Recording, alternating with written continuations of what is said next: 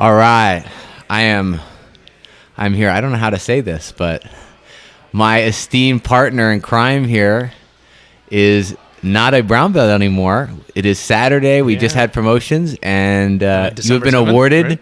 You've been awarded your black belt. So congratulations, man! I'm so happy for you. It's still very unreal. I mean, I know people say you're never really going to be ready for it, I guess, and I said last time, like I'm 2-stripe purple belt. 2-stripe purple. I'm good, But I was a little caught off guard today. I wore my black belt, so that's pretty cool. I did let the man tears go a little bit, especially with a little pre-speech from Paul and whatnot, and I actually had something going on this morning with my wife and son, and I was gonna break away from that and get here, and I didn't know what time I was gonna be here and that sort of thing, and I'm glad I made it. Like I know I was kind of telling you, like, hey man, like you don't want to miss. Some black belt's going to get promoted. You don't want to miss that because you missed the last one and you felt horrible about it. I felt terrible. I mean, when Nick Paul, that was when I was training a lot more. When he got his black belt, it was actually the same event that I was helping out with Stacy today. And so I had to make sure, you guilt tripped the hell out of me to make sure I was here, And I had a pretty good idea that Collie was getting his black belt, just because he's been 4 stripes for a little bit now. So we I didn't want to miss out on that. It's not, I would but I appreciate when people come out to support me just as I try to support everybody else. So I wasn't going to be. Tommy, did you want to say something? No, he's just going to witness. All right. Tommy, get it back here. No? All right. So the cool thing is a bunch of stuff we can hit on. I'm going to try and hit on so many things. I'm going to try and hit on so many things. But so today was literally promotion day, just to give everybody a heads up. It's and we're out. So the promotion was very long. I would call us like our sister gym. Like, what would you define it? Sister gym. I mean, so Julian is one of Paul's early black belts also. And he's the head coach and head instructor at Fusion XL. On the west side. West side of Orlando. So maybe it's ATT West Orlando. I mean, they didn't want to pay the the franchise. There's no payment involved, so it doesn't work that way. But it's just he's got his own brand out there and stuff. He's got his own crew of folks also. They joined us today, as they have been for several years now. Mm-hmm. December tends to be the larger promotion. Oh, absolutely. Yeah, it's just. I think it's because people start in January. So the way things, certainly for blue belts, it's very likely going to have an influx of people at the beginning of the year that could be eligible for blue belts because they've trained for about a year. Because they want. Yeah, exactly. I mean, if they come consistently, they put the mat hours in. Then they do their thing, and then just to go back to Thursday, actually, it was fun, right? We all participated in the gauntlet. Yeah, that was good. That was good too. I got my pass from the boss to be able to come out and You're smeshing. Help out. I smash a little bit. We had a solid group of blue belts, man. Like real solid. All tough guys. It was and ladies. Yeah, no, it was a fun. So just so people have an idea, the people obviously a lot of our listeners attend the gym, so they know it. But for those of you that don't attend our gym. The way our testing and promotions and all the stuff we're referring to is structured. From white to blue, at least. From white to blue, at least. Although in theory, we're supposed to be doing this, or Paul wants to do this for the higher belts as well. Starting 2020. Yeah. So we'll see. We'll see. New leaf. Is basically a few months out before promotions, the guys that are going to be up for promotion, in this case, let's talk about the white belts. So the white belts, generally, that are 4-stripe white belts that are up for promotion, will receive a letter from Paul. He hands it to them. And in this case, he handed to him, I think, sometime in October, probably near the end of October. It was pretty recent. Yeah. And what he basically did was, that says, congratulations, you've been nominated. This is basically what you're going to be tested on. There's going to be a technique section, and there's going to be a grappling section. The technique section is around 90 techniques. It's actually up on our whiteboard. And in that letter, it's actually kind of a pamphlet. So there's a letter section, then there's a pamphlet with the actual. This is all new to me because I've actually never seen one. So. Oh, you've never seen one of these. So you'll receive a pamphlet. It's like literally one of those pamphlets that like a trifold, right? Yeah, it's a trifold. Yeah. So a majority of it is the techniques you're expected to demonstrate. You're supposed to schedule a time. It takes about an hour in order to demonstrate those techniques to Paul. along with a 3-minute technique demo where you're free to be creative. Think of it as like the artistic portion of a figure skating routine, except jiu-jitsu. And then on Thursday of this week, meaning the promotions week, all those guys are supposed to turn up and participate in a gauntlet, which more people are probably familiar with the term Shark Tank. So basically those guys, in this case, they were all out there on the mats at once, and they had to grapple 1-minute rounds, starting on their feet in all times, with fresh higher belts rotating in on them. For 5 minutes at a time. For 5 minutes at a time. So a total of 15 minutes. Break. Yeah, so a total of 15 minutes with a break every 5 minutes. And we did that on Thursday, and just because there were, I think, 9 white belts on the mat, I felt like as the upper belts, we were kind of Shark Tanking ourselves too, to a degree. Yeah. There are a few times where I caught like, hey, there's no one with that guy, and I'm already sweating like, okay, I'll jump on him. And it didn't help that we like Shark Tanked ourselves like the class right before. Yeah, exactly. So we had an advanced class at 6. The Shark Tank was at 7. And we went pretty hard at 6. Yeah, which I thought was actually good in a way because you're not. Yeah. I thought it's like it warmed us up. We're all sweaty. We probably looked a little intimidating, and I figured, okay, now we'll hit our second wins and go. I was a little disappointed in the fact that I felt like we didn't like evenly distribute the workload. I felt like certain people did, colored belts, upper belts went a lot more than others. When I was like, come on, guys, like give us all a chance to take a breather, like at least one on, one off, but whatever. It was a fun time. They did well. I made an effort to do one on, one off because I ain't got no cardio for that right now. Hey man, I saw you do that great sweep from closed guard. I was like, yes, jiu-jitsu twice to mount. Which one did I do? With Xander. Oh, and yeah, Xander's probably one of our more physically imposing white belts. That's up. Great guy. Super nice. I made him smile today. Yeah, he's a really nice guy. Good grappler. He's played tough, football, so he's athletic. Yeah, and he's a good grappler. He's a good, and he's technical. And he's technical. He's also technical. He's not like your typical big man that tends to be a little more clumsy. He's actually very gifted. He's like a normal sized person just shot with a growth. Yeah, man. He could be our next Buchecha. You never know. So anyway, we had that. Basically, the objective in the gauntlet or this Shark Tank is just don't quit. You can be tapped. It's okay to be tapped. You just can't quit. Just don't cardio tap. Yeah, just don't cardio tap. And our deal is to go up tempo. You survive. Exactly. Is the idea. And they all survived, and they did a great job. They did great. They all did great. I mean, like they all did really, really well. And now it's a tough group of guys. Like absolutely legit.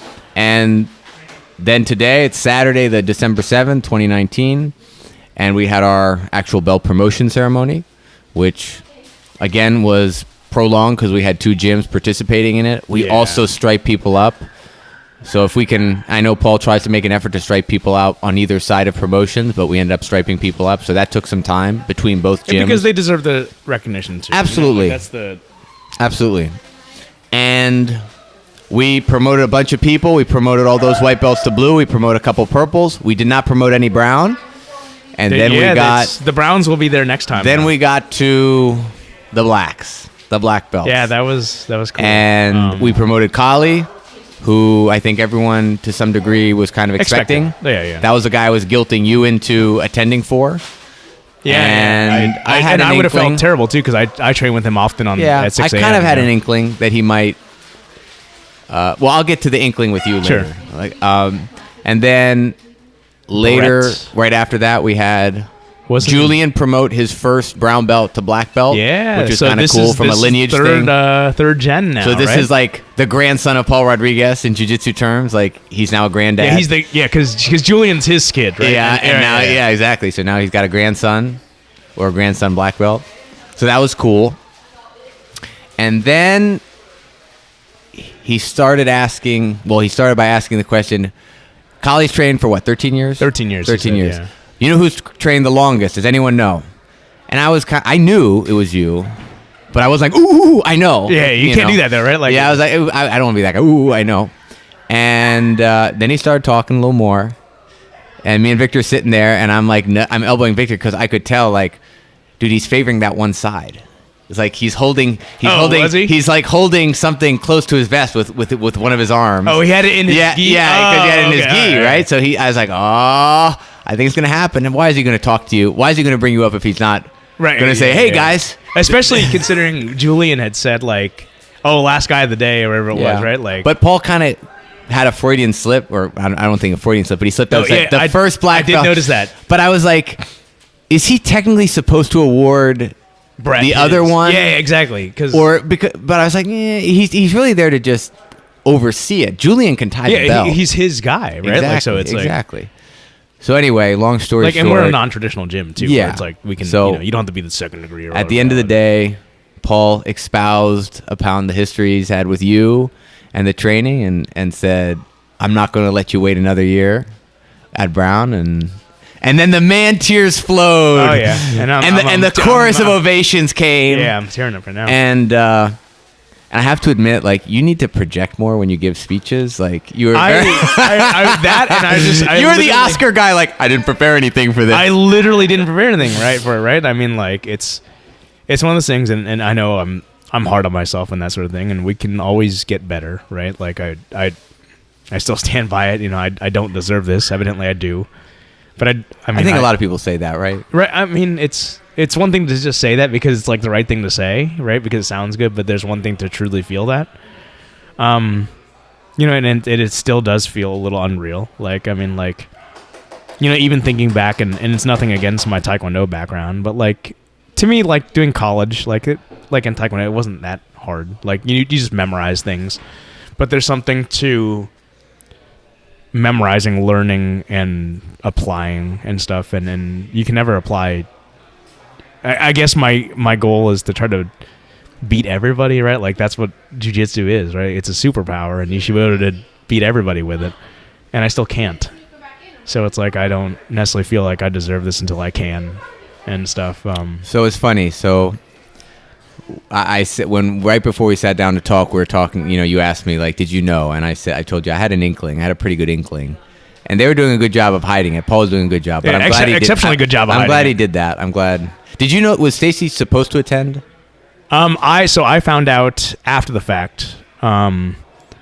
I guess Paul had messaged Stacy late yesterday. Yeah, I didn't know he had her number. Like, well, I mean, he could just message her on Facebook too. Oh, okay. Right. So like that's social media, man. It's so everybody should set their privacy settings to whatever, right? Because it's like this invasive thing where people can just randomly contact your wife. But evidently, you're giving a lot of people some bad like ideas now. You're like, I had none of that. No. But I mean, you know what I mean. No, evidently he held it until 4 yesterday. Yeah. So, cool, Cool. So I had kind of this inkling that you might get, and I've had conversations. I've had a lot of conversations with Paul just by chance. I don't know, it's just the time of day I've been at the gym. It's because you're willing to stay up until 4 in the morning. I'm a single guy without right? a kid, and without having to technically wake up super early for work, so I can get away with it. But I kind of had an inkling talking to him that you might that you cool. Might get it. I appreciate that he did, and it's a huge surprise. And I guess surprises are it's so. I think Sorry. So what's very interesting is this morning, which really kind of solidified in my head why it made perfect sense. Two things. I'll start with what happened today. So what happened today was, I get a text from Paul, just saying, the parking lot's already full. This is like 9 because the church. So where our gym is located, there are two churches, right? Next to 2 churches. Yeah. And it seemed like they were doing an event. So he was like, "Oh my God, this whole thing's gonna be." So I decided I want to get there a little early because I don't want to mess with parking.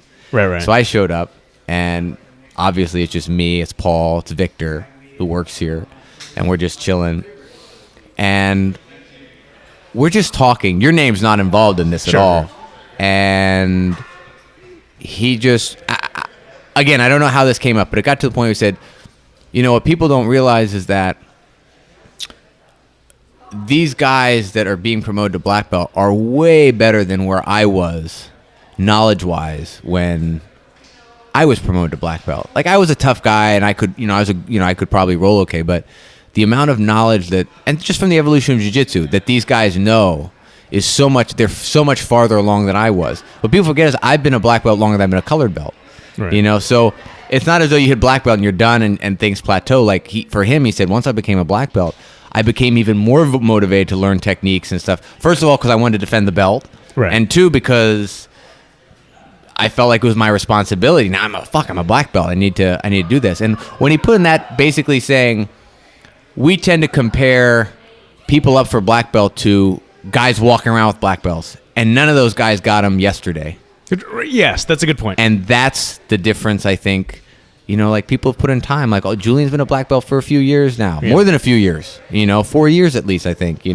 So think about how many belts we go through in 4 years.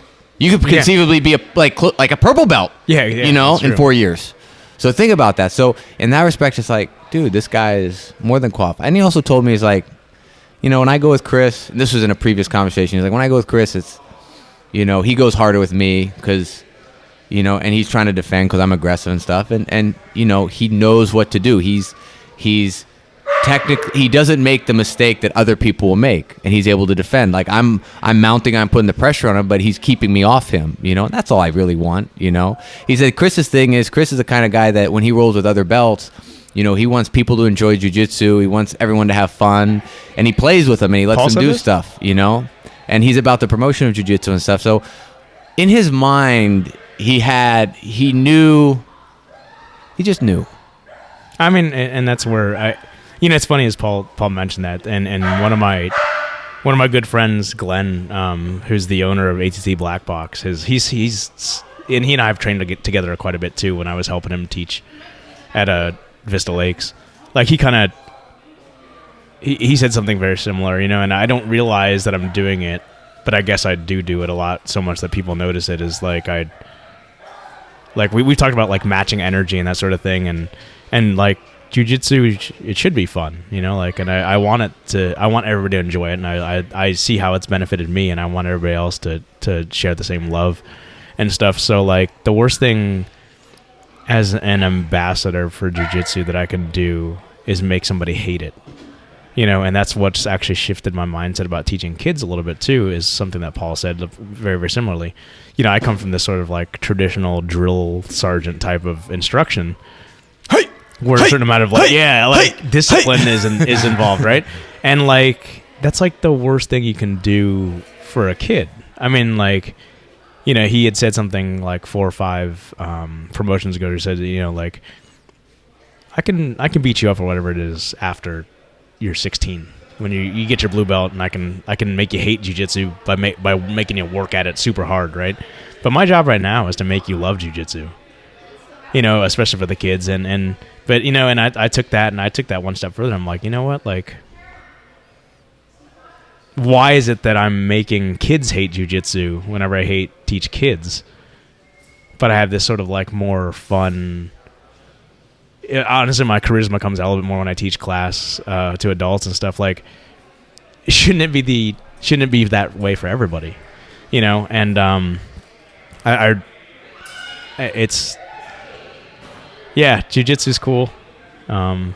So, again, you're kind of up there. So what was kind of cool is, from our perspective, where I was sitting, my vantage point, I got to see Tommy. You got to see Tommy, yeah. And Tommy's up there, and when Kali was getting his black belt, and Paul started to talk, you could see Tommy's put in the years with this guy. Yeah. His eyes were getting glassy, and it was a big moment for him too. And the same thing happened with you. So I thought it was so cool that the three of you who have a huge amount of tenure here, not just in this gym, but going back to Knockout Fitness, Goldenrod, these other places where Paul was teaching. You got to be there at the end of the journey. Not the end of the journey, but like for this milestone. There you go. Milestone's a good way for this milestone. Because I'm definitely not going to stop training. I'm not going to stop trying to get better, right? Like that's... Now it was always sort of on me to be a good representative for jiu-jitsu before. Now it's really, really on me to be a representative, it's cool. Like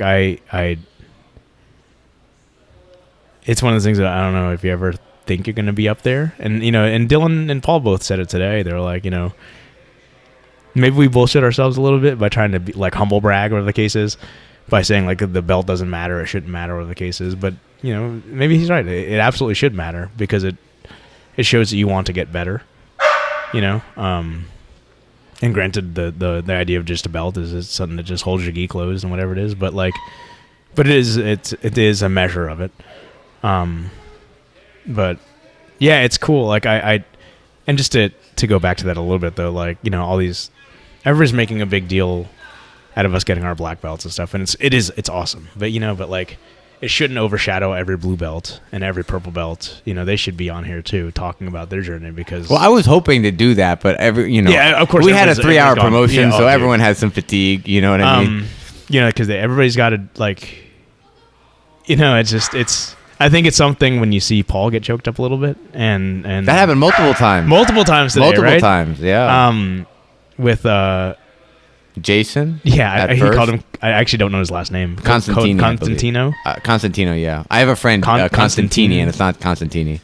But he's an Italian guy from the Bronx, man. Yeah. He's an Italian guy from the Bronx. I'll have to remember it's just the Hellblazer character at this point from Vertigo Comics, Constantine, right? Like, I'm just adding O to it. You know, like... And for Paul to kind of, like, espouse on his journey, like, and how he deserves this every bit, like, that was awesome. Like, and I... Well, so when's the first time you saw him? Him ever? Training, yeah. So interestingly, I'm doing the thing. Because you hear him speak, you see his demeanor. He looks kind of like a Clint, like when you first meet him, you know. And I was like, God, like, this guy's gonna just, like, be hell on the mat right now. Like, I don't want to deal with this. So that was probably a year ago, maybe, I guess. And come to turn out, he's one of the most friendly, humble. He's got some interesting stories too from his time in the Bronx. He is an incredibly nice. He didn't have the easiest life coming up. That's for really. Sure. And for him to have an attitude like that, like an amazing attitude for that matter, having this whatever type of upbringing or whatever that you're describing now is awesome. Like, that's a testament to how awesome of a person he is. And you know, and like, black belt, like, it's you do it long enough. I've just been doing it longer, right? Like, I'm not any more special than anybody else. Like, the special people are the ones who really, like, dude, like, hearing that. Well, to be fair though, there is something noteworthy about having the consistency do it for the length of time. You said, well, I just done it longer. A lot of people don't stick to something that long. Yeah, people don't stick to marriages that long. No, you know what I mean? Like, come on. So give yourself a little credit. I know you like to self-deprecate and be humble and all that. But I mean, like, I'm just stubborn. Like, or it's my hobby. You know, like, I got you. Why would anybody give up their hobby? It's something I enjoy doing. But like, the guy how cool is it to hear about that dude who got his blue belt today from Julian, who has no knees? Yeah, I almost was. I was like, I was almost the party pooper because I went with him last and he was standing. And I had forgotten, and I started shucking him down. I was like, I'm going to start shucking this guy. Oh, my God. And then Julian's like, no, he's got to start. I was like, oh, my bad. Thankfully, I didn't do any damage because I was like, oh, shit. This is the guy you can't start on the feet with, you know? Oh, yeah. Oh, God. Thank God you didn't try to, like, scissor take down him. Well, I don't do that, but I was definitely... I felt like I need to be more aggressive with my... Right. You're bringing these guys down. And I had visions of, like... Buchecha, like, you know, when they just like, lapel it, chuck, you know, all snap around down. Snap down. Like the well, yeah, that guy. That was a cool dude, like, yeah. You know, we got our standing ovations. That's okay. You know, like, we've been doing it a long time. Like, that guy needed a standing ovation. Sure. You know, like, so it's cool. Like, I enjoy it. So did you guys exchange words? You and Paul, it looked like you guys had a couple words. Probably want to leave it between yourselves. I honestly don't even remember. It happened real. You seemed a little, like, you did seem successfully caught off guard. If the goal was to surprise you, you were definitely surprised. So that's the thing, right? Like, I got my 4th stripe a year ago. I actually don't even remember. It was either last December or in June. One of the two. So it was in the last 2 promotions. Okay. So, like, I never want to be the type of person that just expects things. Like, things need to get earned, right? Like, you need to put in your time. You need to get better. You need to show improvement. All that stuff. Passion. And, you know, like, all my buddies, like, oh, what are you doing this week? And I'm like, oh, I got promotions, that sort of thing. And, like, and they're like, oh, aren't you almost a black belt? And this and that. And I'm like, yeah, Yeah, you know. I haven't mentioned it the last time we had the podcast. I was like, did you? Well, I said you could get it as early as this or, week, yeah, or a year from, and you said or a year from now. But like, it's and you know, I had to work out the Connor exchange this morning with Stacy at her Breakfast with Santa event, because I'm like, okay, I'm on Connor duty. Like, I really need to get out here, like, because you guilted me, and I felt terrible first off when I missed Nick Paul's promotion. I'm like, I'm not doing that again. And plus, like, I wanted to roll a little bit, just to get some rolling in, because I haven't exercised in a couple days, and to get some rolls in. And I got a good solid one in with Adonis and Nick, and started to with that one dude with the man bun ponytail. Oh yeah, he's got a good base, by the way. Very good base. From our school. Yeah. Oh yeah, no, he's good. He wrestled the white belt. Yeah, he's got a good, really Joey, good base. He's awesome, dude.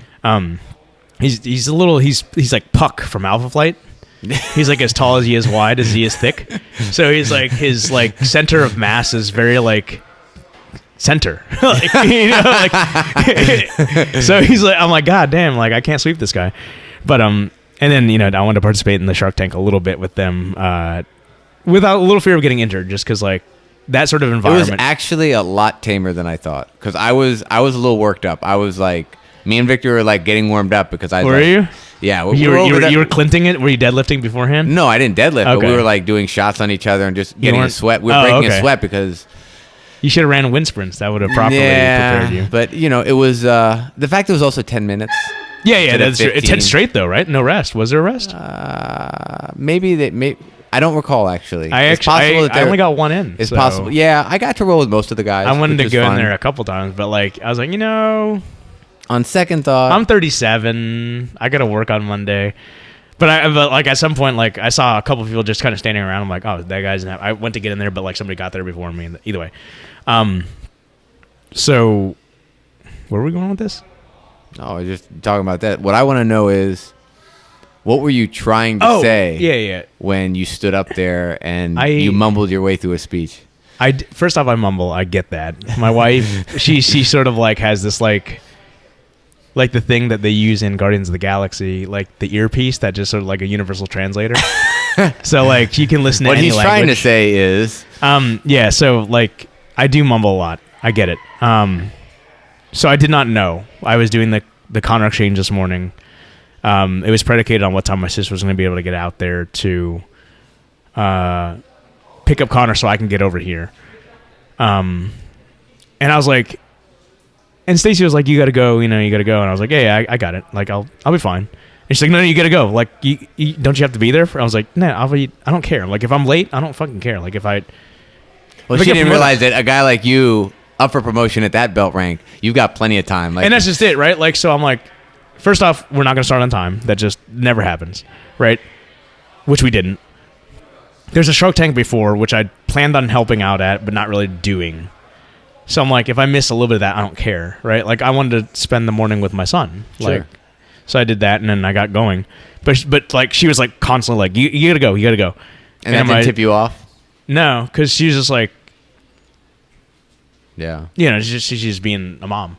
And then my sister was like, don't you have to go? And I was like, no, I'm playing with Connor. Like, I'm fucking playing cornhole with him. Like, let me do my thing. Like, let me play with my son. You like, you bitch about me not being around enough because, like, I want to go do my jiu-jitsu thing. And then now you're like, you got to do my jiu-jitsu thing. I'm like, just let me fucking play for a little bit. So either way, I went and I headed to, so I should have seen it then, now looking back, right? But it turns out, I guess Paul had said something like he kind of like messaged Stacy at like 4 or 5, like yesterday afternoon to make sure that she gets here or something like that, or whatever the case is. So everybody was like, my buddies, Stacy, my sister, they're all sort of like, oh, you're gonna make sure you might get promoted. I'm like, to me it was like literally a 50-50. It's I was not expecting it by any means, because you just never expect things. The things should be earned, and if it did, cool. I mean, like, if not, whatever. Like, it is what it is. Like, so it happened though. I'm glad that my wife and child and my sister were there to watch me. Oh, your sister was here too? I didn't see her. Yeah, my sister was here, so she came with Connor. So Paul kind of gave it away with a slip because he said I did hear that. He's like, so the first black belt I'm giving out, and I was sitting there thinking, oh, he just gave it away. But then I was thinking, by rule, does he have to tie Julian's black belt's belt? I don't feel as though that he's the most like formal. Yeah, So now he did actually. Julian did have him like tighten the belt. So that's because like get a tug on it. That's literally because Julian doesn't know how to tie a belt on another person. Oh, that's probably true. Yeah. No, come in. Hey, congratulations. Get in here. All right. So here's the guy who brought everybody to tears. Costantino. I just call him Jason though. Jason works too. Hey, congratulations, Jason. Thanks. Congratulations to you too. Hey, thank you. The newest black belt in the Paul Rodriguez. Yeah. Nice. Cool. But where are you going? I got one of my family. Oh yeah, that's a good point. I forgot I had a family for a second. But thank you for coming by. Thanks. How's the leg feeling? It still hurts, but it'll be alright. Hey, you walked up there. That's all that matters. Exactly. I had to walk the slow route. I know that made you go slow. How much more time before you're back on the mat? Yeah, how does it look though? It doesn't look too bad. There might be one bad one in there. Probably from Juan's belt. Juan had or a special Mark whipping belt. him. No, but that's times. Mark. Yeah. Take it easy, brother. Yeah, Juan's got Congratulations. this like triple weave. I got to feel it. Yeah, it's ridiculous. Like cargo short material. Oh, dude, it it was was absurd. And like it's, every time he loose. hit someone, I was like, me and Victor were like, oh! I mean, we were just wincing. It might have bad. as well been knots. Yeah. Yeah, my sister was here, but yeah, I did. So I knew Brett was getting his because like Julian literally made an announcement. Oh about yeah, it, absolutely. I had a good idea Collie was getting his just because he's been 4 stripes for a while now. He's been putting in the work. And then when Paul pulled out the belt and he starts talking and you don't know who it is. I saw this like, A4. Exactly. I saw A4. It's like, Chris you could see A4 from back there. Yeah, like Chris Fu ain't no A4. Yeah, so I'm like, okay, like that's cool. And then Julian's gonna cap it off, and I was like, okay, cool. No, back to the drawing board, we right? could see he was holding something close to the vest there. Was he? Yeah, that he was favoring that one side when he started talking, and then talking. He was like, oh, he was just holding that one side, like he was like, it was almost like he had a bum rib. This is after Brett. Yeah, it was like almost like he had a bum rib. He was kind of holding it a little bit. Yeah. So. But I knew immediately when he said who's been training the longest, right? Like that's, or who's trained with me the longest, or the cases. At that point, like I knew that just because I just know that because I'm that guy, right? So it's probably going to take you some time for Welcome, bitch. Damn. Well, I'm podcasting. I'm sorry. So Victor just What brought are me you a drinking? burger. What is that blue nonsense? It's Blue Powerade. Is it okay? Thank you. On the podcast, I won't edit this out. Victor Padilla, thank you so much for bringing me food. Nothing exists in nature that's like that perfect blue color. Oh, wow. Didn't even charge I'll Venmo you, don't worry. So do you have any reflections looking back? Like you've gotten to this point. I'm sure you've maybe not fantasized about it, but envisioned it to some degree. Because we're all guilty of where I'm going to be when that's happened. When that happens. I would have thought that I would have had a better idea, so I could put together something better to say. Collie was pretty good, man. Collie's was excellent. I was like, that's the thing is like I'm not good at doing like congratulatory speeches, especially for myself or the cases. But like I could teach Jiu-Jitsu. I mean, if you want me to dude, teach Alan technique. was hilarious. Who's Alan that? the black belt. Oh, that guy's funny as fuck. He was fucking hilarious. Well, actually, he's a UFC fighter, but yeah. dude, he was like perfect Brazilian. When he was like, a couple guys, he like grabbed their grips and like, Yeah. and then he just pat him on the back and let him go. Like he didn't even throw him. I mean, reflections on what? Just like the promotion or Your journey my journey from white to black. Oh my god! Like, I think I mentioned before. Like, I remember my first like class in jiu-jitsu. It was with a brown belt and a purple belt. It was Fabian Reyes and Jensen Vega. They're both black belts now, and they taught class, and I was like, "What the fuck is this?" And all I can remember was getting smashed for like. There was no like clock. It was just like getting smashed literally for like 10 minutes straight, and it was terrible. I remember like my first true interaction with Paul. Like I think I'd mentioned before, like he was always just sort of like the mystical like MMA guy that was in the back room, like with his like crew of like just like murderers, right? And like I remember him when he got his brown belt, and it was like the coolest testing ever. When Paul got his brown belt. When Paul got his brown belt, he was a purple belt at the time. Who was training? Who was the head instructor there? Was it was him? Marcio. Oh, so this is Gracie Baja. Yeah, this is at Gracie Baja. It was like, just imagine like that Roy Dean type of demo where it's like all kinds of crazy shit. Like it was like that. So it was like this super impressive thing. Around that time was when they were making these sort of like reorganization of the gym over there. And that's when Paul started teaching class, and really, you know, the thing that made me sort of not, you know, I'm not big on hero worship and all that, but like the thing that really put me over with Paul, no, thank you, I'm fine. The thing that put me over with Paul is like, man, like I need to, this guy's the guy I want to train with, you know, is he's like, you know, under the new curriculum and under the new standards, like the expectation is to get a blue belt in like a year and a half. He's like, I want you guys to be blue belts in 6 months, you know, so like, not to say that these curriculums are extraneous or whatever the case is, but I'm going to give you the tools where you guys can be solid blue belts in 6 months. How long had you trained at this point? Was it 6 months from zero? From month 0 or day 0 or day 1? I was just a couple months in. Like I was, you know, I don't think we even did stripes at the time. Did you get your blue belt in 6 months? I got my blue belt actually, God, I'd have to look back. It might have been like 4 or 5 months. So what's been the longest time you've been at a certain belt? I was a blue belt actually for a very long time. I think I hold the record for being the longest blue belt. Largely because just because of reasons. Like I was training inconsistently. It was sort of like when I was graduating college, starting my career. You know, like it's just everything just catches up at one time, and I just didn't have a consistent schedule. I didn't have a consistent like place to live. Not place to live, but I mean like just schedule. So like I was off and on, and you know, working a lot and that sort of thing, just trying to establish myself on like the lower part of like Maslow's hierarchy of needs. That like at that point like Jiu-Jitsu and Muay Thai weren't super super important. So I was like, I trained like consistently for like a good solid 1 or 2 months, and then take off for like a month and a half, and nobody would see me. You know, so like it was really. So there's some inconsistency. You'd come and go. Yeah, and that was blue belt, and then purple belt. I was there pretty long too, but blue belt was definitely the longest because I got my blue belt with Gracie Baja. No kidding. Yeah. So wait, haven't you been longer at purple and brown then?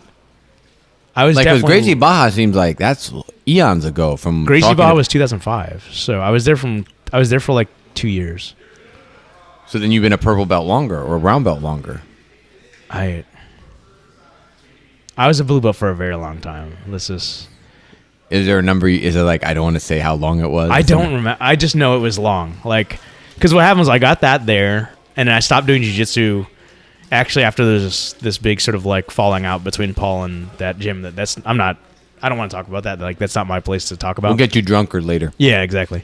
They, you know, when Paul actually left and started Knockout Fitness, like I stayed at Gracie Baja, but like I was like, oh, you know, Paul's gone. Really, like I'm not gonna really do jiu-jitsu anymore. And at that point, I was really focusing on Muay Thai a lot. So like, there's like probably a 6-7 month period where I was doing exclusively Muay Thai also, you know, and then I came from Gracie Baja to, at the time, ATT Orlando Gen 1 or version 1.0. And actually I think it was like my second class. That was Goldenrod? No, this was Dean University. So and like after that was Goldenrod. After that was Goldenrod. That's actually so. And this is the third location. So Knockout Fitness, if you want to count that, is the first location. I was not involved with that. I was still with Gracie Baja then. Paul took over for ATT Orlando from Hanada Tavares, which Kali started with. Yeah. After he had started that business and Knockout Fitness they solidified ATT Orlando itself. They were looking to expand, like the whole like Planet Hollywood thing, right? Like grow too much too fast too soon. You got a bunch of business part. That's another story altogether. But like he was looking for a Muay Thai instructor, and like basically Mauro my buddy Jared Knight, Alistair, and me, like 4 or 5 of us. Like Bobby brought they hired Bobby away from Gracie Baja, and Bobby brought us along, and he's like, hey, these are my guys, you know. And at that point, like, oh, you know, I'll be here for Muay Thai, but I'll start doing Jiu-Jitsu again because it's Paul teaching. Now, do you remember your other promotions to other belts?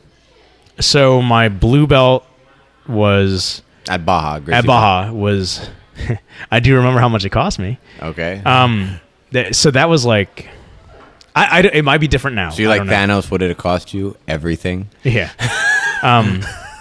I don't even remember who you are. But or I don't even know who you are, right? Like, isn't that the line? So, but I do remember that, and that's. So like that was when I did that, it was sort of like the epitome of everything I hate about testing, right? My purple belt was after I joined ATT Orlando, and Orlando had split off to Orlando and Longwood, and I was training exclusively under Jose at that point, who's also he's actually a Laborio black belt. He's a contemporary of Paul's.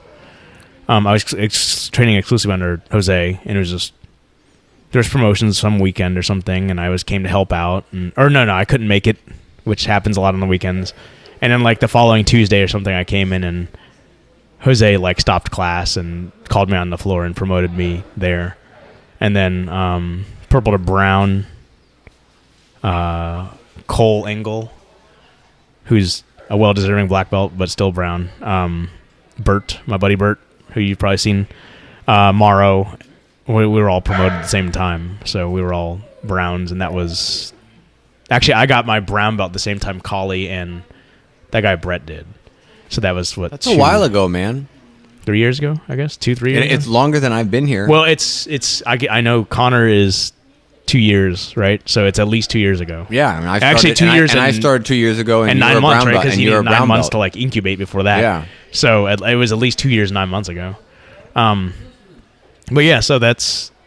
Brown belt has been my shortest. No, excuse me. Can we throw white belt out? Well, no. Technically, that's your shortest. White belt is definitely my shortest. Blue belt was my longest. Purple belt was pretty fucking long, too. I ain't gonna lie. It was probably close to blue, but blue belt was definitely the longest. And of the actual colored belts, brown was my shortest, for sure. Was there a time that you enjoyed? I mean, I guess you've said that two-stripe purple was your fondest memories. That was definitely not my fondest memory. It was like an interesting situation, right? Like I was teaching classes with Longwood because like I've always been like sort of like my capacity here at Orlando was that at like Longwood prior to me moving back to Orlando. Because I keep forgetting that you've been probably more than anybody, even though you've been with Paul for so long, you've been in so many different gyms. Yeah, so like I have a vast, like that's how like I sort of like know everybody, right? Like because I know people from Gracie Baja. Yeah, I feel like you're the knowledge keeper of martial arts in Central Florida. I mean, yeah, yes and no. I mean, like I just know everybody, right? Like because the ultimate goal in life not only is to but like you should die with more friends than enemies, right? Like so why not just be friends with everybody? So I keep in contact with a couple of my buddies from Gracie Baja. I know the guys in Orlando. I know most of the people, the old school people at Longwood, and I know everybody here. I also know a good part of Glenn's gym because he's my buddy out at ATT Black Box out in St. Cloud. And my left arm or my right arm has gone completely numb. So excuse me as I reposition myself. Like, did you see me like trying to like? Now I know what it feels like. I'm like, oh my god, I'm trying to reach my hand and I can't because my hand is moving itself away from it. In either way, and I know like all my buddies out at ATT Black Box in St. Cloud because Glenn and I were teaching classes together. When Paul was expanding over at ATT Lee Vista or whatever, and we were teaching out of like a karate school that was weird as hell. And then Glenn went and opened his own gym, Black Box, and I was not really teaching over there, but I was helping run, administering with classes and that sort of thing. So I know Glenn and Sam real well and that sort of thing. So what belt rank were you when you first started teaching? So one of the cool things that I do have in my toolbox is that I've taught classes before as a black belt in Taekwondo, right? Just having a certain structure and yeah, absolutely, commanding the floor and all that. So like when I started with Orlando and they were doing their Planet Hollywood thing and expanding to Longwood, I was like a 2 or 3 stripe blue belt, and they were starting to run a kids program. They had these big ideas in place of like really doing like a hardcore McDojo of like true kids classes and after school and all that stuff. The Joe Pernia, who's my good buddy over there, he's my other twin aside from Steve Wynn over here. He's my Longwood twin, not my Orlando twin. But he and Steve has 4 now, right? He's got 4, yeah. So. This is cool, man. We're at a it's cool little area. A lot of your contemporaries. Yeah, for sure. But Joe and I taught the kids classes originally at ATT Longwood when that first opened up, and there was a void of it as an instructor for Muay Thai then too. So like Alistair Wilson and I were co-teaching that over there and running the Muay Thai program over there. So like I guess a multiple stripe blue belt. I was teaching Jiu-Jitsu and I've always been teaching Muay Thai. That's awesome, dude. So yeah, so for those of you who don't know, I can stand and bang. I just don't like doing it because I value like my brain function. I can do more than butt scoot, so it's. But so yeah, that's my journey so far. So what do you think you're going to do now? Do you think is anything going to change? Are you going to train less? Are you going to train more? Why would I train less? I don't. Do you feel pressure now that you need to like? I think it's a good excuse for me to train more, though, right? Like I can use this, like left one. I got to get some more days on the mat and try to get some more mat time from the boss. I don't know. I'm still going to do my 2 mornings a week. Well, you know how this helps us is when there used to be 3 brown belts and Paul's asked somebody teach the class. I'm by now. I used to be Captain Fill-In. Now I'm Captain Default. Now right? You're the black belt. So now Ryan Wilkerson and Mark Peace are like, well, no, he's a black belt. He has to run the show. There's not this like teaching by committee. This is sort of weird. Just kind of like everybody kind of pointing around.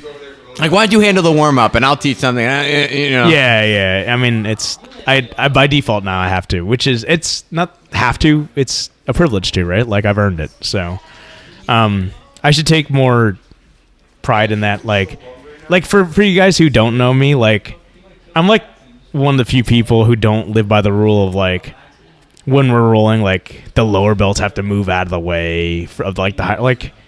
To me, you should just like be a courteous person, like just the idea of like opening doors. Like you should just fucking open doors for everybody, not just for women or whatever the case is. Like we should just treat everybody, aside from boob punching, Noah.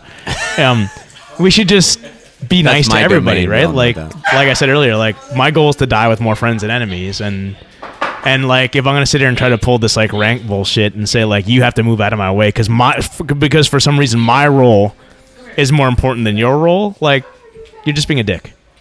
Or like I don't like that. Like maybe if you're saying it's like a rule that's in place that's established for arbitrary reasons, not out of like honor, and like we have to find a way just to be able to differentiate who has to move, and that's why like I'm good with that. But if it's like no, you owe this person the respect and they have to move out of the way because they're a higher rank while you're rolling, like I don't like that. Are you ready for everyone to gun for you? So it's like, I just tapped out a black belt. Yeah, but people are tapping brown belts, so what difference does it make? Oh, it's not a black belt, though. I guess not. But, I mean, it's funny, too, because I get to use a black marker and put a black mark on my belt. Instead of a brown marker, I take a black... Yeah, I put a black strap and go, whoop.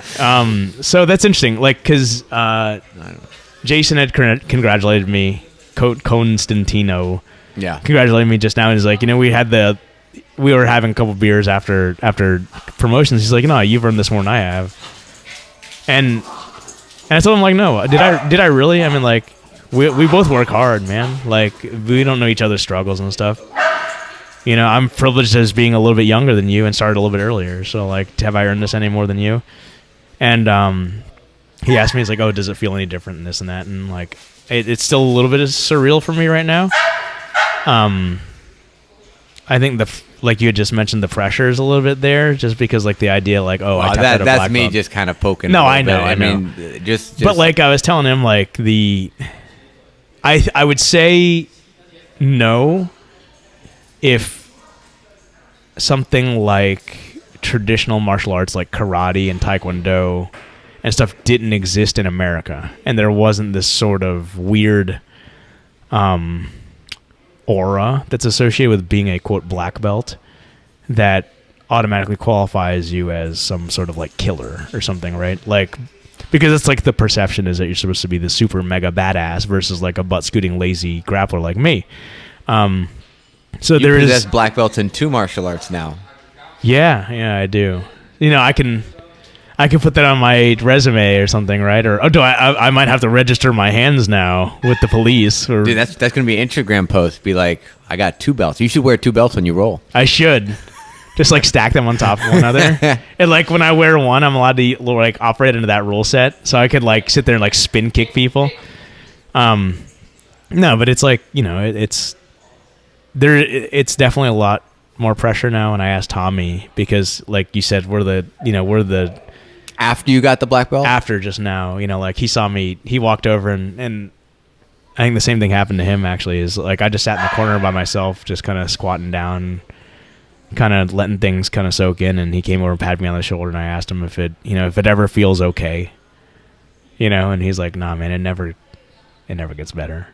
You know, because it's as a guy that I hope whose advice or opinion matters, dude, you guys fully deserve it. Both you and Tommy and I do, appreciate that, you know, and I have to respect it too because Paul gave it to me, and he absolutely, you know, and I have to respect his.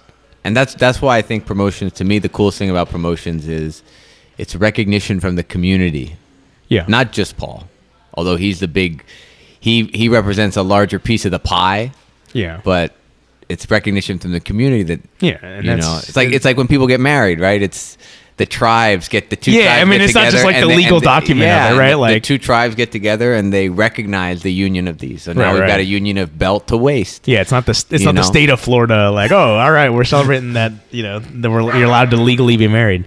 No, it's cool. I mean, like, I can tell you right now, like, it's one of the it literally means more to me than my college diploma.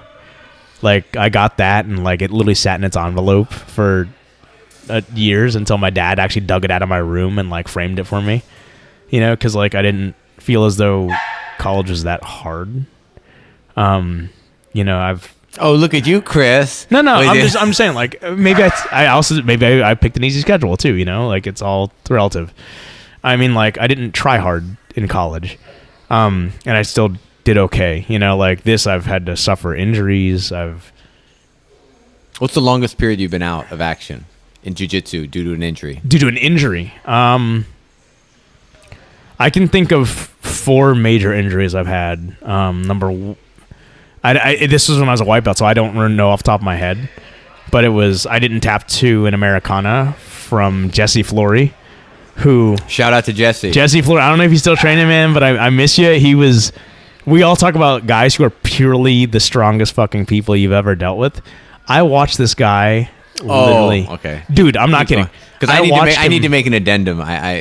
Because I was talking about Javon, and Javon is beastly strong. Yes, but then I was driving home and I was like, okay, because I was basically comparing him to Ryan Wilkerson in a way. Like, I feel like he's a little stronger than Ryan Wilkerson. Yeah. But we have some guys here that are definitely legitimately stronger than Javon. Jeremiah comes to mind. Oh yeah. Who is a? That's just, I mean, you don't even have to talk about strong man, like a professional. Strong He's man. a professional, like Atlas Stones, everything.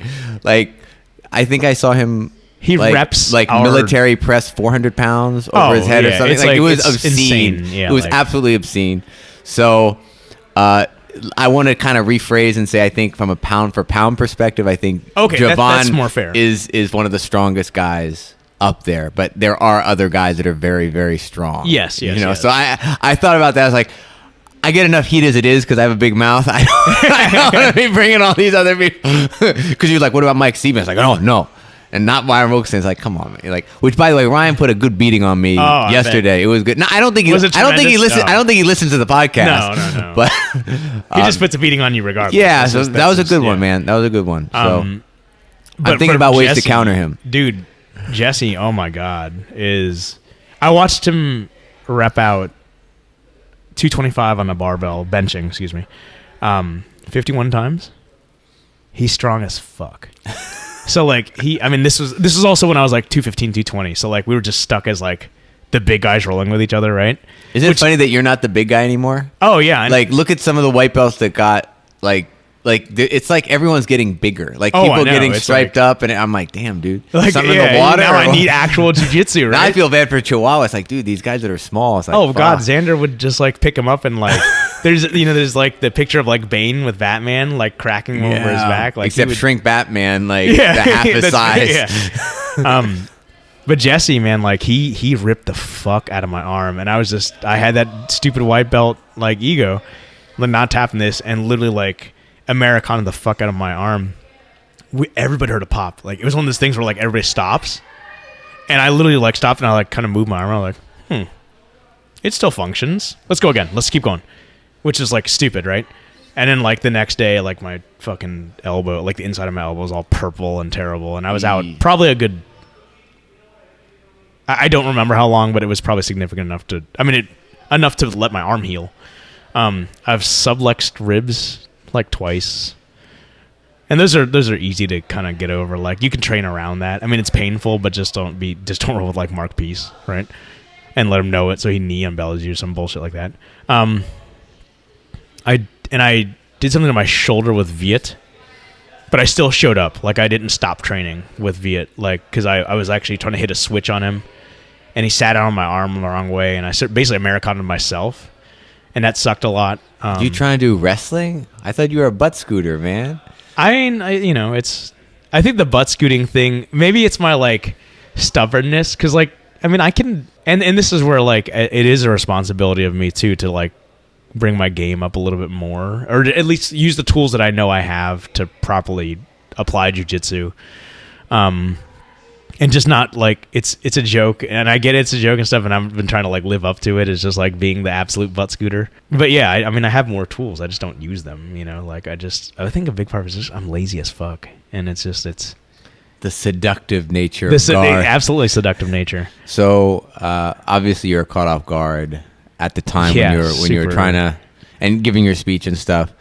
Is there anyone now, upon further reflection, that you feel like needs to be thanked and called out? Oh, I know you can thank. It's I know hard, a guy man, like you is going to be everybody. like, I'm going to thank everybody, and if I thank one person, I'm omitting all these other people. Yeah, exactly. And we all know that, and I think they all know that. But are there any particular, So like obviously Paul, like that's a given, right? Like he's, as much as he doesn't want to admit it, he's a hero to a lot of us, and and he's this is from the guy that decries hero worship. Yeah, I know. Like, but that's the thing is, right? Like, there's a difference to me between hero worship between people who actually do stuff for you and help you and are a coach and are helping you be responsible for your own development versus like a guy with a picture on the wall. Is that fair to say? I think the admiration just friends have for one another and the respect they have for their talents is also, you could call that a form of being a hero to the other person, because that person inspires you, and that can just exist between friends. It can exist between partners. It can exist just with any sort of relationship. You know. And I think the thing with Paul, for those who know Paul, he has a certain personality. He tends to play things close to the vest. He's not very communicative, in many cases. In other cases, he is. But there's no doubt that he cares. No, absolutely. And that's I think, and he is one thing. who almost. Like he is. When you say like show, person, don't tell. But like, he's a show. But he's also a charitable person. Yes. Like he's the first guy to take a $20 bill out and hand it to a homeless person. Like that's the kind of guy he is. He literally took somebody off the streets. Kenny. Yeah. He like literally took somebody off the streets and fed them and housed them and people don't with talk no about, expectation for anything and in that's return, something that he doesn't talk about. As you shouldn't, right? No, I know, but he doesn't talk about it, and to be honest, not too many people know about that stuff either. Right. And the thing is that charitability for me, even though I've known him for 2 years, I will always say, or I've said up to this point, is, he's very charitable with the times, because I'll ask him questions. He'll be in his jeans, and I'll ask him, what would I do in this situation? And he'll kick off his sneakers, right? And he'll kick off his sneakers, and he'll be like, and he'll do this. Like he, to his credit, for a guy who will give me all the sarcastic comments in the world about, what are these two bozos doing here, trying to do stuff. I think that's also that's a term of endearment, though. Yeah, but the point is that he's never shrugged me off. No. In terms of a question. And I'm sure that's the same with you. And he'll never stop you from being you. That's one of his and the I'm biggest sure that things stuff that I extends admire to you. about So definitely Paul. Collie was very complimentary to Paul. Yeah. And I mean, everyone that I've seen get promoted. If you stop any one of those people that train at our academy, whether it's brown, purple, blue, white, and they ask, what's your opinion of Paul, it's going to be a very positive one. Yeah, it doesn't. I mean, it's. There's so much. I mean, God, like. We can stop. I can interrupt this. No, I can cut it. Just keep going. Yeah. Just get up and say bye. Give him a hug, man. Give him a fucking hug. Congratulations, Chris Boo. Give him a fucking hug. Well deserved, buddy. Thank you. I'll see you soon. Tommy, don't be a stranger. You're damn well better. I'm going to try to make it Tuesday morning. That's 3 black belts on the floor that day. There we go. Otherwise, he's going to call you out. He's going to be like, hashtag, where's Tommy? Yeah, I call up people from other gyms. I mean, like, okay. Oh, so it begins. I've gotten permission. So I don't know if Tommy was on the other day. Noah had said the other day, we were kind of bullshitting on Facebook Messenger throughout the day, is kind of how we come up with our topics of like who would be like really good matchups for each other, right? Oh yeah. And and Noah made some offhand comment of like me versus Tommy. It would be like the Canadian Jiu-Jitsu World Championship. Oh, sorry. Every time you score a point on the other person, like, are you okay? Yeah. Are you okay? I hope you didn't land too hard there. And it's like, oh, is your knee at the right angle? Like, did I do that? And that would. So I got permission to call him out for not training then. So you heard it yourself. It's documented. I really have to thank Joe Pernia. Like he's my twin, and he's my partner in crime. Our stupid late nights gambling and all this silly shit we've done. You're a gambler? I mean, I'm Asian. It's like literally genetically predisposed to it, right? Isn't that like a part of like? I never knew that about you. No, I mean, like I don't because of that, right? Like because I have self-control. But you walk by a slot machine, you're like, you're like getting the Joneses, like, I could win right now. I could win right now. I have addictive. I play slots on my phone that you give me shit for. Oh yeah, that's true. Oh, then you must be terrible with these video games and the loot boxes. What was that? Well, in video games, instead of getting rewarded, you get a loot box, which has a chance of dropping a legendary and epic. I won't do that though, right? Like Diablo 2.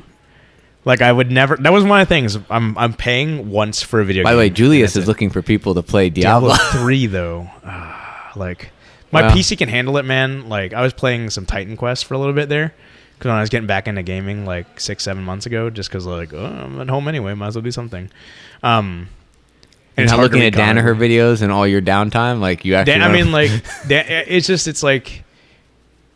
So Diablo 3 is a well-made game, but it has flaws. I'm just going to assume people are. If you don't know this, just tune out. Like I get it. It's not a big deal. But I mean, they just announced Diablo 4. Did they really? It looks interesting. Oh. It looks like Diablo 3, but with a darker color palette and stuff. That's one reason why I didn't pick up with Diablo 3 was, from my understanding, it wasn't a vast improvement on Diablo 2, which I feel is Diablo 2. They did things better, but it felt like it felt like it was a different game. Oh, did it really? Yeah, okay. And I know they went from a 2D engine to a 3D engine, and everyone listening is like, talk about Jiu-Jitsu guys, jeez. But Diablo 2 was awesome. Like, I've logged tons of hours with that. Yeah, that's where I stopped my gaming too. So, right? So I don't know if I announced this on the podcast, but I am on a social media hiatus for productivity reasons.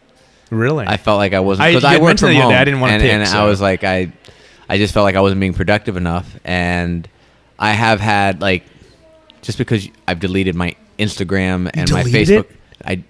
My account exists. Okay. I deleted the apps from my phone. Okay. All right. So I'm trying to make my phone just a phone and texting. Wow. Thing. I don't know how long. What TED Talk did you listen to decide on? No, this? I just after a while I was like, I don't like how the productivity or lack thereof at home because I work from home. It consumes you, right? Like the tools, like and my thing is I work in a creative field. I'm a software engineer, so I required like chunks of uninterrupted time, and the worst thing you can have is your phone notifications. Yeah. So, part of that also is that I've tried to say, okay, no more gaming. So it's like, how much do you game? I was a pretty hardcore gamer back in the day. Well, but when did you say no more gaming? So I have this Steam backlog that's like I've got probably 40 games there I haven't played that are really. Oh my god, you're like me with comics. Yeah. Oh my god. I mean, whenever they're less than $5, I'm like, I can buy it. That's like my rule. That's the problem. And they go on sale, they go on sale, and I'm like, well, it's less than $5. You know. So like, you have an addictive personality. Like that's by definition, right? Like. Maybe I do. I don't know. I think we all do. Everybody has this thing they geek out about, right? Like I have my backlog of trade paperbacks. Noah, have you read Kingdom Come though? Oh, it's my favorite comic of all time. Oh, absolutely. Like it's honestly like Stacey and I we met in a business club. Is Stacey into comics? She's read Y the Last Man all the way through. Okay, because when you said you went on your baby moon, you were like reading a trade paperback, and I'm like, I mean, I would imagine Stacey has to be into this to some degree. No, she's not, right? Like, so she's actually lapped me in The Walking Dead because she's finished the series. I have not. The comic book series. The comic book series. She's and they have finished that comic. It's done.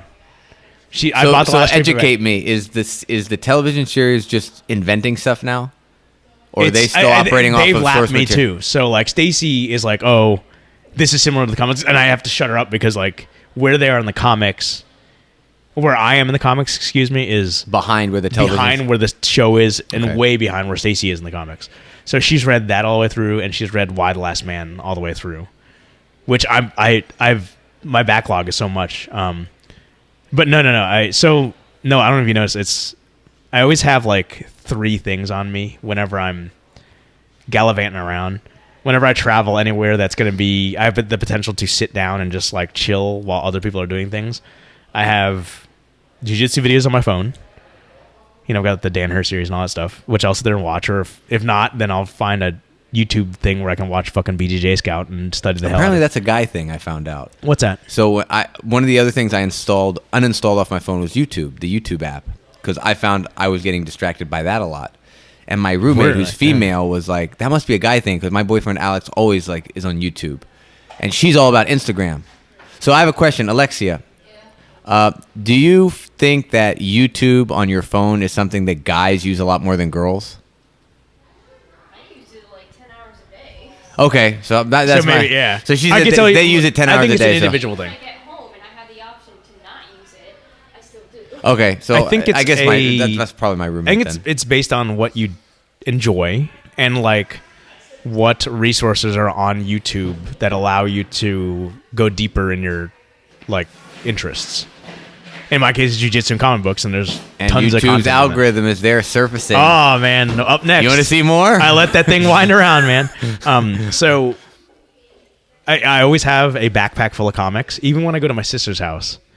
Did you say you remind me of like Calvin Hobbes when he left his parents to go to the Yukon? He was like, in my bag, I've got my spaceman helmet. I've got Hobbes with me, of course. I've got 1 comic book and 2 peanut butter sandwiches. Oh, dude, it's like, but he had his comic book with him. When Stacey used to work at Universal Studios, and she was like upper middle management there, a budget coordinator. I don't even know. Either way, we got to go see Harry Potter early on before the ride was open, and we got kicked out and we got wine and dine. It was awesome.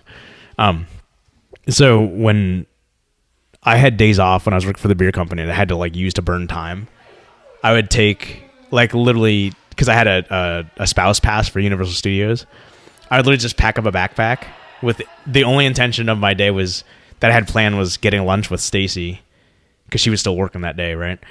I just have a backpack full of comic books. I would go into the theme parks, ride like 1 roller coaster, and just go find a corner somewhere and sit there and read comic books by myself. How about that? So one other thing, just a random note, I'll always listen back to an episode just when I'm doing post, I guess, which is not much. I don't do much. But I've learned to do compression, which helped with the volume. So hopefully all these things should be sounding better. I'm having a senior moment. I'm forgetting what I was going to say. Distractions. You heard some notification on your phone, distractions, right? I'm gonna have to You go edit back and this. listen to the podcast? Oh, yeah, I go back to listen to the podcast. And the drinking game for our podcast, Is how many times I make a comic book reference. no, how many It's not- times we use the word literally. Really? We literally say literally a lot. But, so, would And you... it sounds like, have you seen an episode of How I Met Your Mother? Are I've you not. familiar with the show? I know it. I know There's an Doogie Howser was in it. There's an episode of How I Met Your Mother where people point out odd characteristics of all their friends that they never noticed, but once they realize it, they won't stop. Like They can't that's all unsee it. you can't unsee it. Like Yeah, exactly, yeah, it can't be unseen. And one of the people says literally all the time, and it's like they hear the glass shatters. Like I can't unsee this now. Oh, man. So I have to So- be... I see, that's the thing, is right? Like, I try to be cognizant of, like, behaviors. Because, like... And it's the whole, like, self-reflection thing. Anything that I find annoying as fuck in other people, I will make sure not to do myself. And I know one of those things that other people tend to do is interchangeably and incorrectly, for that matter, use literally and figuratively. Right? People say literally as hyperbole, but like completely discount the actual meaning of the word. Sure. Right? When they mean figuratively. And like that annoys the fuck out of me. And shit, I guess I'm guilty of it. God damn. So now you're gonna now that it's not gonna be unseen. I'm going. Do you to, actually listen to our podcast? I don't. I didn't when I podcast with my friends either. So that's interesting. Some people listen to it or they record and then they just don't go back and listen. I'm to it. afraid of hearing myself sound like an idiot. Really? Yeah, I'm not afraid of speaking because like everybody should express themselves civilly without filter. But I'm so terrified that I will judge myself thinking, God damn, why? Okay, so I'll just keep giving you notes on things like, hey, we say literally a lot. Yeah. So now that you said that, boom, right? So like, oh man, do we really? Is it me or both of us? Really? Yeah, both of us. Oh, that's terrible. It's not terrible. There are a lot worse things. I guess so. I mean, yeah. Like, I'm very sensitive to but I mean, we all do it. So- I do it. You don't, I feel like. I don't. right? So that's things, right? Like, cause I used to, my dad stutters. As it's fucking Freudian implantation. There I go again. Hey! God damn it. But my dad stutters, right? He stutters a lot. And I've known multiple people who stutter. And I find myself doing it every so often, oftentimes because I think it's why I mumble, is because my brain is running faster than I can speak.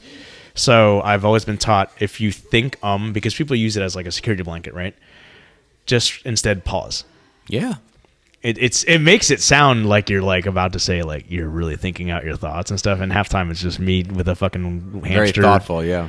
I know people like that. I think I'm guilty of that to some degree. What, where, pausing? Or No, saying, of speaking really fast. It's like you my speak very thoughts. fast. It depends. Like my Spanish friends, you speak very clearly and stuff. So I think I adjust my speech depending on the situation. Yeah. But I certainly now I'm like taking my time. Notice I'm already slowing myself down. But when I get excited about something, it's like boom, boom, boom, boom, boom. It comes out super. And to a degree, it's almost like you said, the words can't keep up with the thoughts. It's like a stream of consciousness almost, right? And that's a big thing when it comes to teaching.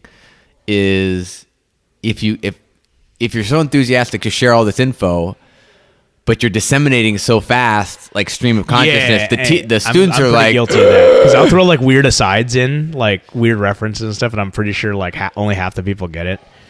That happens a lot, but I found I have to speak consciously slower, not only to speak more clearly and avoid mumbling, but like I want to make sure my son grows up and has like proper English spoken to him. And you brought him up, by the way, the big dad moment. What's that? Connor came running on the mat. Yeah. You lifted him up. It was, you'd won the Super Bowl. I'm going to Disneyland, or I'm going to Disney World, which you can't go to Disney World. And it really is, man. Like So non-cliche. I'm not trying to yeah. say. Was it nice to have him there? It was super like awesome. Like That's awesome, it was really cool to have my son there and to get the photo op and whatnot. Yeah. Yeah, it meant a lot for my sister, especially because my sister and I are only 14 months apart, excuse me. And she's known me since I've done Taekwondo for a long time. She knows I'm super passionate about martial arts, and that she made her time to get over here too. You know, like that was cool because I know she lives a very, very busy life, and especially for Stacy to be here because we are the meme of like the lady sleeping in bed saying like he's thinking about other women, and I've got Dan or her videos running them through my head. Like that's I love that reference. What's that? I love I'm talking meme. about that, Yeah, right? I love the meme, and I can't think of that with. Like, I don't think Stacy necessarily sitting there. I think she's just thinking, what is he thinking about? And she's just way off. Well, probably by now she knows. She knows. He's just thinking about jiu-jitsu now. I'm thinking about like what I got caught in that day where I failed. Like right now I'm thinking about the thing that's bugging me is I roll with that one dude who was like the Rico, I think it was. He was like the really sort of like the so extra guy that Julian said. Not the druggie or whatever it was. Oh, the other guy. The other dude. The guy who had his hand taped. No, not him. The other guy. Oh yeah, the other guy. Yeah, like he was super charismatic too. Yeah. You know, I roll with him and like, man, like this guy's he's a blue belt getting his purple belt, and I realize like I'm failing on. I get my leg tied up because I'm not willing to knee cut hard. You know, it's just something, and I allow people to wrap up their daily heave. I allow people to wrap up their 3/4 guard, and I'm not. And when I should just do what I want to do. You know, I need to take that Bruce Lee action and the JB action and say, you know what, man, you see an opportunity, just take it instead of like playing with people too much. And it's bugging me now. Be water, man. Yeah, I actually just finished watching Dragon the Bruce Lee story the other day. Like, you know, and maybe that's why I married a white chick. Am I trying to be like this like vicarious like Bruce Lee? The worst guys you could. I mean, it's a good in any if you want to. You know. You've outlived him, right? Yeah, he only made it 32. There you go. His son made it 30. No, or was it 33? 1962. Yeah, 32. 1962 to 1974. Or 42 to 74. So when are you going to train next? I'll be here Tuesday. Tuesday morning, and it's 2 for 2. What is my fucking thing? 2 for 2 jitsu, jiu-jitsu Tuesday or the hell. Oh yeah, because you'll train in the morning and then come. And I come at night. It's my training schedule doesn't shift because I'm a black belt. There you go. The work doesn't stop. Well, dude, there's still some people here drinking. I say just celebrate whatever time you want to spend with them, and then go home to your family. But I'm so happy for you. Thank you. You deserve it. And we'll have to figure out how. You got 4 now, right? I've got 3. 3? I mean, like, dude, I was like, I was expecting 4, but you know, dude, I got time. You got time, right? I got time. Congratulations, I was like you. I was like, thank you, but I was like more bothered, like thinking about roles and what I could have done. Yeah, and I was teasing Victor because Victor obviously prides himself as being a wrestler and wanting to take people down. And he got ankle picked by a white belt that was up for promotion, and he was. I pretended I didn't see it. Like when he was so pissed about that. I let him finish his story, but I watched it. So we were sitting there. And every so often, because again, promotions are like 3 hours, and it's funny because Mike Perry was right in front of me. So Mike Perry, who has a fight in a week, is at promotions with us. And rolling. And he even busted up his eye, I think, or something. God, what a weirdo. I'll post this after the UFC fight. This is a true fighter. Like, yeah, exactly. I'll post this after the UFC fighting. So Joe Rogan doesn't come out and make any comments. It's like Noah John of BJJ and Brews says, I'm like, oh, fuck. We either get a ton of listeners or we lose all credibility. But and Mike everyone's just like, hit list. You're like, God, my lower back. Like, we're all like just sitting there. But every so often I'd look over at Victor. And I grab his ankle and like give him a little ankle pick, and he'd be like, "Motherfucker!" I thought you said like I'd look over at Victor, and he's just like grilling that one white belt kid. No, it wasn't that. It's just like thinking. So it's So is that kid the Victor over there? He's like the young kid who trains a lot and stuff. I have no idea, man. That's kind of what. That'd be a good match. That's one we need to mark down for like me versus Tommy. If Victor hears this, he's going to get even more triggered. He's going to get more triggered. What was his name? Gage? Was it? I think it was Gage. Ooh, we should set up a super fight. Get a smoker going. Yeah, like a straight super fight. No, it was. I think promotions are cool. I don't necessarily disagree with Paul wanting to make 3 of them just for brevity's sake.